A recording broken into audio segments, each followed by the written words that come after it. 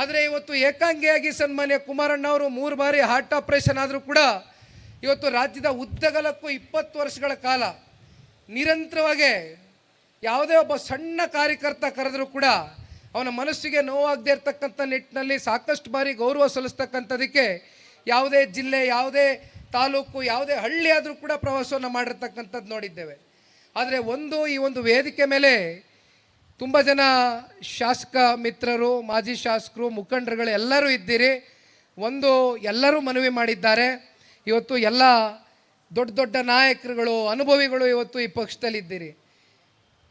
ನಾವು ಕಾರ್ಯಕರ್ತರು ಎಲ್ಲ ಸೇರಿ ಈ ಪಕ್ಷವನ್ನು ತೆಳಮಟ್ಟದಿಂದ, ಬೇರು ಮಟ್ಟದಿಂದ ಇವತ್ತು ಸಂಘಟನೆ ಮಾಡ್ತಕ್ಕಂಥ ಒಂದು ಇಚ್ಛಾಶಕ್ತಿಯನ್ನು ಇವತ್ತು ನಾವು ತಗೊಳ್ಬೇಕಾಗ್ತದೆ.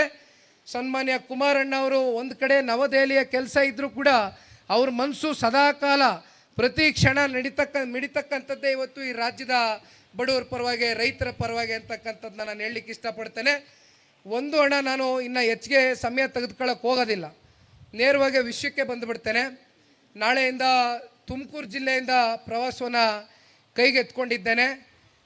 ಒಮ್ಮೆ ಹಳೆ ಮೈಸೂರು ಪ್ರಾಂತ್ಯದ ಜಿಲ್ಲೆಗೆ ಬಂದರೆ ಮತ್ತೆ ಕಿತ್ತೂರು ಕರ್ನಾಟಕ, ಅಲ್ಲಿಂದ ಮತ್ತೆ ಕಲ್ಯಾಣ ಕರ್ನಾಟಕ ಎಲ್ಲ ಕಡೆ ಕೂಡ ಈಗಾಗಲೇ ಅಧಿಕೃತವಾಗಿ ಅದನ್ನು ಕೂಡ ಮಾಧ್ಯಮದಲ್ಲಿ ನಾನು ಬಿಡುಗಡೆಯನ್ನು ಮಾಡ್ತೇನೆ, ಯಾವ್ಯಾವ ಡೇಟ್ಗೆ ಎಲ್ಲೆಲ್ಲಿ ಬರ್ತೇವೆ ಅಂತಕ್ಕಂಥದ್ದನ್ನ.